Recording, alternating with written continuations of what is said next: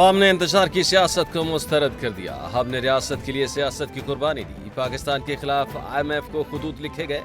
ملک کے خلاف ایک مہم چلائی گئی. حکومتی اقدامات کی بدولت آج مہنگائی کم ترین سطح پر ہے. وزیر اعظم شہباز شریف کی قیادت میں ملک کی بہتری کے لیے فیصلے کیے گئے. SIFC اور آرمی چیف نے جو کردار ادا کیا وہ قابل ستائش ہے. آذربائیجان پاکستان میں $2 ارب کی سرمایہ کاری کو تیار ہے.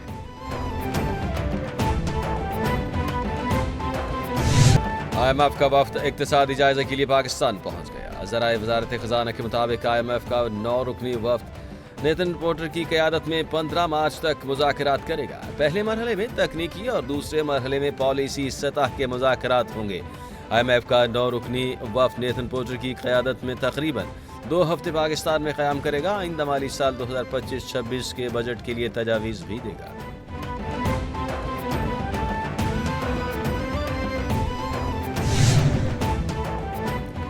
ہائی کورٹ اور آئینی بینچز کے ججز کی سلیکشن کے لیے طریقہ کار طے کرنے کا معاملہ. جسٹس جمال مندوخیل کی سربراہی میں 6 رکنی کمیٹی تشکیل دے دی گئی. کمیٹی میں اٹارنی جنرل منصور عثمان ناوان نیاز شامل. نیاز محمد خان کمیٹی سیکرٹری نامزد کر دیے گئے. حکومتی سائٹ سے فاروق کیش نائک، اپوزیشن کی سائٹ سے علی ظفر کمیٹی کا حصہ. احسن بھون پاکستان بار کونسل کی نمائندگی کریں گے. کمیٹی سفارشات مرتب کر کے رپورٹ جمع کرائے گی.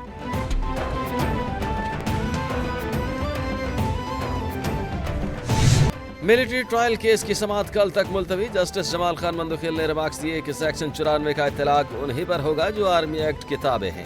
وکیل سول سوسائٹی فیصل صدیقی نے کہا سوال یہ نہیں کہ 105 ملزمان کے ملٹری ٹرائل کے لیے سلیکشن کیسے ہوئی، اصل ایشو یہ ہے کہ قانون اجازت دیتا ہے. جسٹس امین الدین نے ریمارکس دیے کہ ملزمان کے حوالے یہ ریکارڈ کا معاملہ ہے. کیا آپ نے آرمی ایکٹ کی سیکشن 94 کو چیلنج کیا؟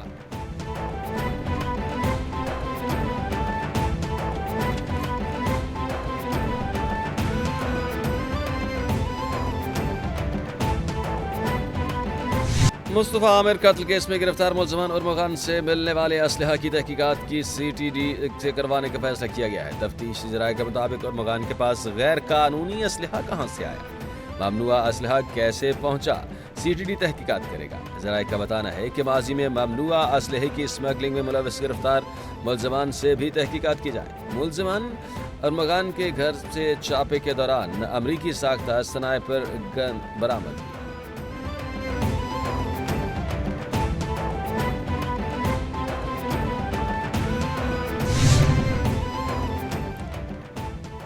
بانی PTI کی پارٹی رہنماؤں سے ملاقات نہ کروانے کے خلاف درخواست پر فیصلہ محفوظ. اسلام آباد ہائی کورٹ کے جسٹس راجہ انعام امین منہاس نے دوران سماعت کہا کہ جو استدعا ہے اس میں ایک آرڈر ہے. رجسٹرار آفس کا اعتراض بھی ہے. درخواست پر باضابطہ آرڈر جاری کروں گا. وکیل بانی PTI نے کہا کہ چیف جسٹس اور جسٹس اعجاز اسحاق نے جیل ملاقات سے متعلق آرڈر جاری کیے ہیں. تمام آرڈرز پر جیل سپرنٹینڈنٹ عمل نہیں کر رہا ہے.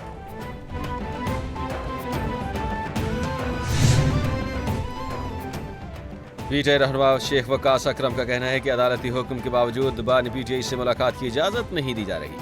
بانی سے 6 ماہ میں صرف ایک بار سیاسی ملاقات رکھی گئی ہے. بانی PTI کو جیل کے ڈیتھ سیل میں قید تنہائی میں رکھا گیا ہے. ایسے سیل میں دہشت گردوں کو رکھا جاتا ہے. بانی PTI مضبوط اعصاب کے مالک ہیں. وہ اس قسم کے ہتھ کنڈوں سے ٹوٹ نہیں سکتے. قانون کی حدود میں رہتے ہوئے اپنا حق مانگنا چاہتے ہیں.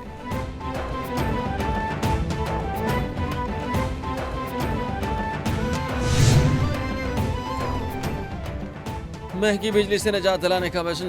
Chief justice ministry free solar panel scheme کا وعدہ بھی پورا ہو گیا. وزیر اعلیٰ پنجاب مریم نواز نے chief ministry free solar scheme کا آغاز کر دیا. وزیر اعلیٰ مریم نواز کے مختلف نمبر بتانے پر فری سولر پینل میں خود اسکیم خود ڈیجیٹل قراردادی. وزیر اعلیٰ مریم نواز کی فری سولر پینل اسکیم میں کامیابی حاصل کرنے والے خوش نصیب صارفین کو مبارکباد. وزیر اعلیٰ نے کہا کہ عوام کو مہنگی بجلی سے ریلیف دینا چاہتے ہیں. مشیر اطلاعات خیبر پختونخوا بیرسٹر صاحب نے کہا کہ KP حکومت 1 سالہ کارکردگی میں تمام صوبوں پر سبقت لے گئی. KP کارکردگی مریم نواز کی طرح محض تصویری نمائش تک محدود نہیں. خیبر پختونخوا حکومت نے مریم نواز کے 150 تصاویر کے مقابلے میں 625 ترقیاتی منصوبوں کی کارکردگی رپورٹ کی.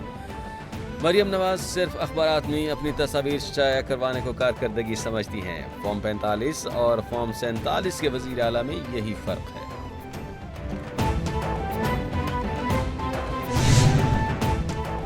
وزیر اطلاعات پنجاب عظمہ بخاری کا بیرسٹر سیف کے بیان پر رد عمل میں کہنا ہے کہ خیبر پختونخوا لاقانونیت، دہشت گردی اور کرپشن میں سبقت لے رہا ہے۔ ایک سال میں 365 دن ہوتے ہیں کہ بھی حکومت نے 625 منصوبے ایک سال میں شروع کر دیے۔ گنڈا پور سرکار کے 625 منصوبے 1 ارب درختوں کی طرح ہوں گے۔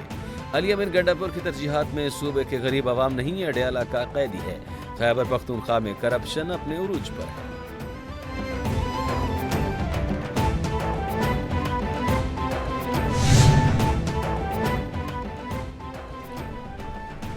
وزیر اعلیٰ سندھ کی زیر صدارت رمضان میں اشیاء خور و نوش کی قیمتوں کے حوالے سے اجلاس۔ وزیر اعلیٰ کا رمضان المبارک میں گیس کی بندش پر اظہار تشویش۔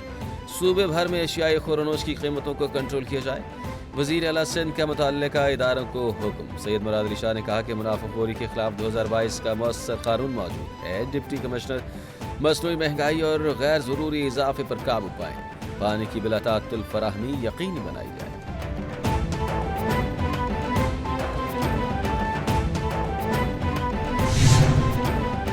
تنخواہوں میں چھوٹ ختم کرنے کے لیے پنجاب یونیورسٹی کے اساتذہ سڑکوں پر آ گئے۔ پنجاب یونیورسٹی کے اساتذہ کا کیمپس پل لاہور پر احتجاج۔ کیمپس پل پر ٹریفک بلاک کر دی۔ FPR 2022 میں ٹیکس چھوٹ ختم کرنے کا اعلان کیا۔ اس سے پہلے اساتذہ کو ٹیکس چھوٹ حاصل تھی۔ ٹیکس رعایت ختم کرنے کے لیے بقایا جات کی کٹوتی شروع۔ اساتذہ کا وفاقی حکومت سے ٹیکس کی کٹوتی کا نوٹیفیکیشن واپس لینے کا مطالبہ۔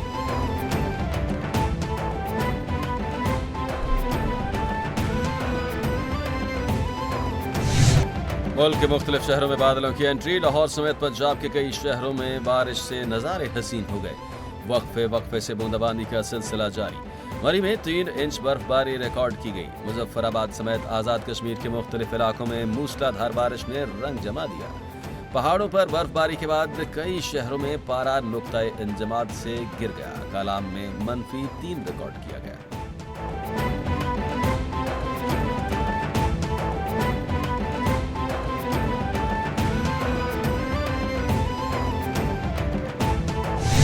پاکستان کی انٹیلیجنس اور سیکیورٹی فورسز کے عظیم کارنامے کو سلام۔ بھارتی جاسوس کلبھوشن کی بلوچستان سے گرفتاری کو 9 سال مکمل۔ 3 مارچ 2016 کو پاکستانی انٹیلیجنس نے بلوچستان کے علاقے مشکل میں ایک تاریخی آپریشن کے ذریعے کلبھوشن یادو کو گرفتار کیا، جو ہندوستانی پاسپورٹ لیکن چوراستہ استعمال کر کے پاکستان میں داخل ہوا۔ کلبھوشن کے اعترافات، دستاویزات اور ثبوتوں نے بھارت کے ایجنڈے کو بے نقاب کر دیا۔ یوکرین کے صدر سے اظہار یکجہتی کے لیے برطانیہ میں یورپی یونین کا سربراہی اجلاس۔ جب تک جنگ جاری رہے گی یوکرین کو فوجی امداد جاری رکھی جائے گی۔ رہنماؤں کا اتفاق۔ اجلاس میں روس یوکرین جنگ کے خاتمے کی کوششوں اور وسیع تر یورپی دفاع پر تبادلہ خیال۔ اجلاس کے بعد برطانوی وزیر اعظم نے پریس کانفرنس میں کہا کہ جنگ کے خاتمے تک یوکرین کی مدد جاری رہے گی۔ مستقل امن، یوکرین کی سلامتی اور خود مختاری کو یقینی بنایا جائے گا۔ اور فلسطین اور اسرائیل کی مشترکہ ٹیم کی دستاویزی فلم نوادرلینڈ نے بہترین ڈاکیومنٹری کا آسکر ایوارڈ جیت لیا۔ ڈاکیومنٹری فلسطینی صحافی باسل ادرا کی زندگی پر مبنی ہے۔